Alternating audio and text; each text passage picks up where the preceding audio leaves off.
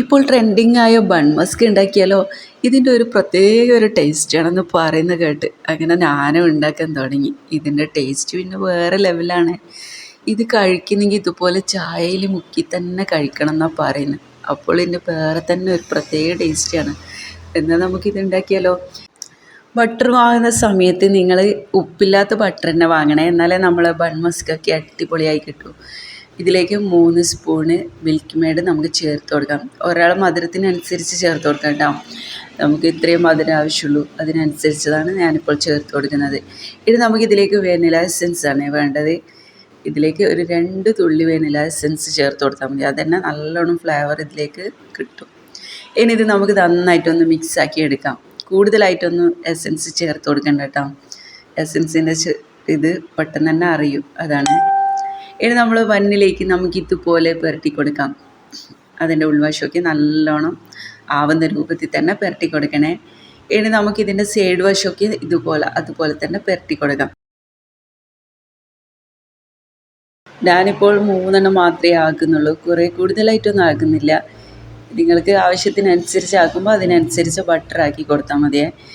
അടുത്തത് കൂടി ഞാൻ ഇതുപോലെ തന്നെ ചെയ്തെടുക്കുന്നുണ്ട്.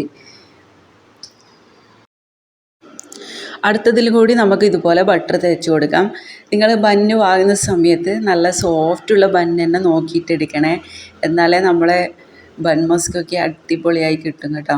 അതൊന്ന് ശ്രദ്ധിച്ചാൽ മതി. ഇനി നമുക്ക് ഇതിൻ്റെയും സൈഡ് വശമൊക്കെ പുരട്ടി കൊടുക്കാം. അങ്ങനെ നമ്മളെ ബൺ മസ്ക് റെഡി ആയിട്ടുണ്ടേ. ഇനി നമുക്ക് ഇറാനി ചായ റെഡിയാക്കിയാലോ. അതിനുവേണ്ടി നിങ്ങൾക്ക് ആവശ്യത്തിനനുസരിച്ച് വെള്ളം എടുക്കാം. ഇതിലേക്ക് കറുപ്പ, കറാമ്പ്, ഏല, ഇഞ്ചി അതാണ് ചേർത്ത് കൊടുക്കേണ്ടത്. ഇനി ഇതിലേക്ക് നല്ല സ്ട്രോങ് ചായപ്പൊടിയാണ് ചേർത്ത് കൊടുക്കേണ്ടത്. 2 സ്പൂണ് സ്ട്രോങ് ചായപ്പൊടി ചേർത്ത് കൊടുത്തിട്ടുണ്ട്. ഞാൻ 3 ഗ്ലാസ് കറക്റ്റായിട്ടുള്ള ചായയാണ് വെക്കുന്നത്. 1 ടീസ്പൂണ് പഞ്ചസാര ചേർത്ത് കൊടുത്തിട്ടുണ്ട്. ഇനി നല്ലോണം തിളച്ചതിന് ശേഷമാണ് 1 ഗ്ലാസ് നല്ല കട്ടിപ്പാൽ ചേർത്ത് കൊടുത്ത് നല്ലോണം തിളച്ചതിന് ശേഷം നമുക്കിത് മാറ്റി വെക്കാം. അങ്ങനെ നമ്മളെ ബൺ മസ്കിയും നല്ല ഇറാനി ചായ റെഡിയായി. ഇനി ഇത് നമുക്കിതിലേക്ക് മുക്കിയിട്ട് തന്നെ കഴിക്കണം എന്നാണ് പറയുന്നത്. അതുപോലെ തന്നെ നമുക്ക് കഴിച്ചാലോ. ഇതുപോലെ കട്ട് ചെയ്തതിന് ശേഷമാണ് നമുക്ക് മുറിച്ച് ഇതിലേക്ക് മുക്കി കഴിക്കാം. അങ്ങനെ നമ്മുടെ ട്രെൻഡിങ് ആയ ബൺ മസ്ക് റെഡിയായി. നിങ്ങൾക്ക് ഇഷ്ടമായെന്ന് വിചാരിക്കുന്നു. ഇഷ്ടമെങ്കിൽ ഫോളോ ചെയ്യാനും ലൈക്ക് ചെയ്യാനൊന്നും മറക്കല്ലേ.